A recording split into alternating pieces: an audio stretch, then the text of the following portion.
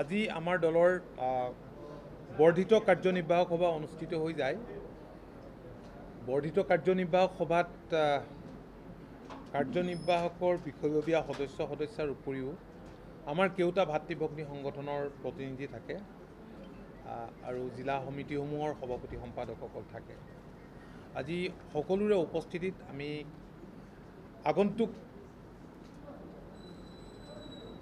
বিধানসভা সমষ্টিকেইটাৰ উপনিৰ্বাচন আৰু পঞ্চায়ত নিৰ্বাচনৰ ওপৰত বিস্তৃতভাৱে আলোচনা কৰিলোঁ আৰু আমি 31 আগষ্টৰ ভিতৰত আমাৰ কেউটা বিধানসভা সমষ্টিত আৰু লগতে যিটো উপনিৰ্বাচন হ'বলগীয়া সমষ্টি আৰু অন্যান্য সমষ্টিত বিশেষকৈ এইকেইটা 31 আগষ্টৰ ভিতৰত সাংগঠনিক স্তৰবোৰ পূৰ্ণাংগ কৰাৰ কাম কৰিবলৈ আমি নিৰ্দেশ দিছোঁ। আছে আমাৰ য'ত পুনৰ্গঠন কৰিবলগীয়া আছে বুথ কমিটি আৰু ৱাৰ্ড কমিটি, সেইবিলাকৰ কাম সম্পূৰ্ণ কৰি 31 আগষ্টৰ ভিতৰত সমষ্টি ভিত্তিত একোখনকৈ সভা অনুষ্ঠিত কৰিব। তাৰ আগে আগে শাখাত আঞ্চলিকত সভা সমিতি অনুষ্ঠিত কৰিব। সভাই পঞ্চায়ত নিৰ্বাচনৰ ওপৰত বিস্তৃতভাৱে আলোচনা কৰে আৰু এইবাৰ আপোনালোকে জানে যে পঞ্চায়ত নিৰ্বাচন চিম্বলত নহয়, পোনপটীয়াভাৱে সভাপতিৰ নিৰ্বাচনো নহয়, ৱাৰ্ড মেম্বাৰবিলাকে সভাপতি নিৰ্বাচন কৰিব আৰু সেইকাৰণে প্ৰতিগৰাকী ৱাৰ্ড মেম্বাৰ চিলেকশ্যন কৰোঁতে যাতে সাৱধানতা অৱলম্বন কৰে এই নিৰ্দেশ দিয়া হৈছে। পুৰুষ মহিলা আগতীয়াকৈ যাতে তেওঁলোকে নিৰ্বাচনত কণ্টেষ্ট কৰিব পৰাকৈ সাজু কৰি ৰাখে সেই নিৰ্দেশ দিয়া হৈছে। তো ইয়াৰ উপৰিও প্ৰতি সপ্তাহত ভিডিঅ' কনফাৰেন্সিঙৰ জৰিয়তে দলৰ বিভিন্ন সাংগঠনিক স্তৰৰ কৰ্মকৰ্তাসকলৰ লগত মত বিনিময় কৰাৰ আজি সিদ্ধান্ত গ্ৰহণ কৰা হয়। প্ৰতি সপ্তাহতেই এইখিনি কৰাৰ সিদ্ধান্ত গ্ৰহণ কৰা হৈছে, যাতে আমি ক্ষীপ্ৰতাৰে আমাৰ সাংগঠনিক কাম কাজবিলাক আগুৱাই লৈ যাব পাৰোঁ আৰু যাতে জনসংযোগ বৃদ্ধি কৰিব পাৰোঁ। অহা 19, 20 আৰু 21 আগষ্ট তাৰিখে তিনিদিনীয়াকৈ এখন ৰাজনৈতিক কৰ্মশালা অনুষ্ঠিত কৰাৰ কাৰণে আমি সিদ্ধান্ত লৈছোঁ। পূৰ্বতে কেতিয়াও দলৰ এনেধৰণৰ ৰাজনৈতিক কৰ্মশালা অনুষ্ঠিত হোৱা নাই, কোনো ৱৰ্কশ্বপ হ'ব। গতিকে তাৰ কাৰণে আমি আজি সিদ্ধান্ত গ্ৰহণ কৰিছোঁ। তাৰ কাৰণে এখন কমিটিও কৰি দিয়া হৈছে প্ৰস্তুতিৰ বাবে। ৰমেন্দ্ৰ নাৰায়ণ কলিতা, কমলাক্ষ কলিতা, মনোজ শইকীয়া, সুনীল ডেকা আৰু তপন দাসক লৈ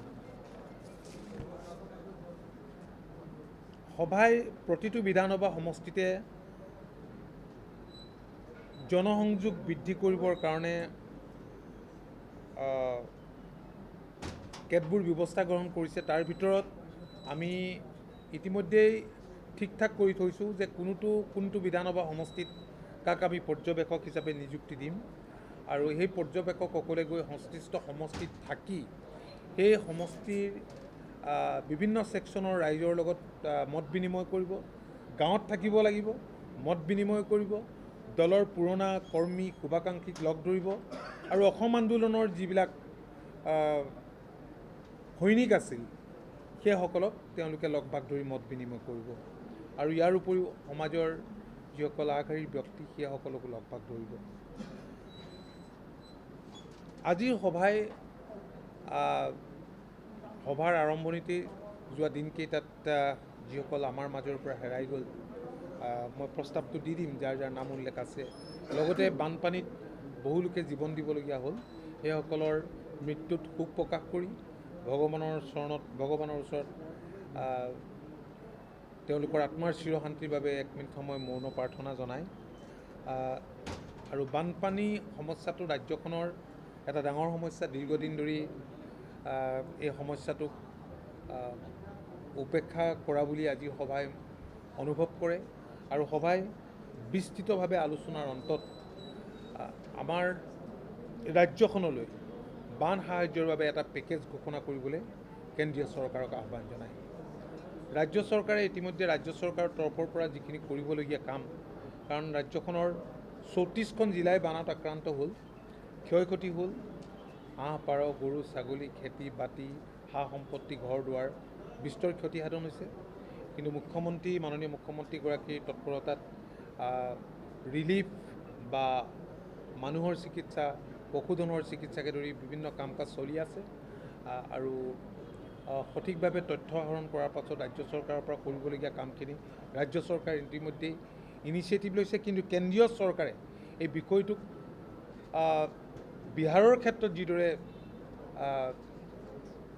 শকত পেকেজ ঘোষণা কৰিছে ঠিক তেনেকৈ অসমৰ ক্ষেত্ৰতো কৰিবৰ কাৰণে দাবী জনাইছে। অৱশ্যে অসমলৈ এটা টীম আহি ছাৰ্ভে কৰি গৈছে। আমি আশা কৰিছোঁ যে সঠিকভাৱে এইখিনি ক্ষয় ক্ষতিৰ পৰিমাণ অৱগত হোৱাৰ পাছত কেন্দ্ৰীয় চৰকাৰে কৰিব। কেন্দ্ৰীয় চৰকাৰক অসম গণ পৰিষদৰ তৰফৰ পৰাও জনোৱা হৈছে, দাবী জনাব। এইখিনি মোটামুটি পঞ্চায়তটো এইবাৰ যিহেতু চিম্বলত নহয়, গতিকে বাকী পঞ্চায়ত চিম্বলত নহয়, বাকী আমি ডেফিনেটলি পঞ্চায়ত ইলেকশ্যনৰ ওপৰত মিত্ৰদল ভাৰতীয় জনতা পাৰ্টীৰ লগত কথা বতৰা পাতিম। এতিয়ালৈকে আমাৰ কথা বতৰা হোৱা নাই।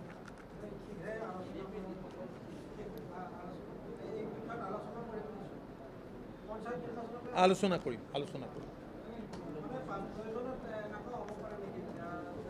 চাওক, চিম্বলত যিহেতু ইলেকশ্যনটো নহয়, গতিকে অৱশ্যে পঞ্চায়তৰ কাৰণে নহয়, AP আৰু ZPC হ'ব। গতিকে কথাখিনি আমি মিত্ৰ দলৰ লগত আলোচনা কৰিম। মানে আমাৰ দলৰ সাংগঠনিক ভেটিটো টনকিয়াল কৰিবৰ কাৰণে আমি পঞ্চায়ত নিৰ্বাচনৰ প্ৰতি লক্ষ্য ৰাখি আৰু যিকেইটা সমষ্টিত বাই ইলেকশ্যন হ'বতো কৈছোৱেই, গতিকে সময়ে এই কথাখিনি ক'ব। আমি আলোচনা কৰিম পঞ্চায়ত নিৰ্বাচনৰ ওপৰত।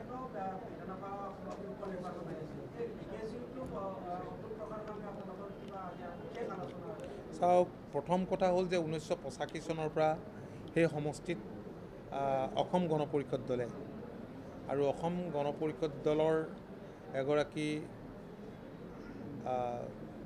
সৈনিক ফণীভূষণ চৌধুৰী ডাঙৰীয়াই বিজয় ধ্বজা উৰুৱাই আহিছে। গতিকে সমষ্টিটো 100% জিকাটো আমাৰ নিশ্চিত, কিন্তু আমাৰ দলৰ প্ৰতিজন কৰ্মকৰ্তাই বিচাৰিছে যে অধিক ভোটত এইবাৰ বঙাইগাঁৱৰ পৰা আমাৰ প্ৰাৰ্থীগৰাকীক আমি জিকাই আনিব লাগিব।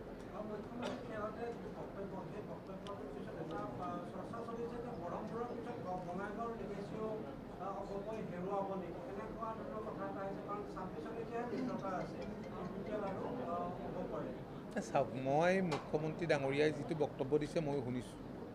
আপুনি কোৱা ধৰণে ঠিক নহয়, কাৰণ 16 চনত আমি মিত্ৰতাৰ চিট শ্বেয়াৰিং সম্পৰ্কত যিখিনি কথা বতৰা পাতিছিলোঁ, তো 21 নিৰ্বাচনৰ কাৰণে আমি পুনৰ পাতিছোঁ। গতিকে মিত্ৰতাত বৰ্তমান সময়ত আছোঁ। মিত্ৰতাটো ভাৰতীয় জনতা পাৰ্টীৰ লগত যিহেতু আমাৰ নতুন নহয়, দীৰ্ঘদিনীয়া মিত্ৰতাৰ অভিজ্ঞতা আছে। গতিকে সময় আহক, এতিয়া বহুত আৰ্লি হ'ব কৈ দিয়াটো, কাৰণ 26ৰ ইলেকশ্যনত তেখেতেও ক'ব নোৱাৰে আৰু মই ক'ব নোৱাৰোঁ।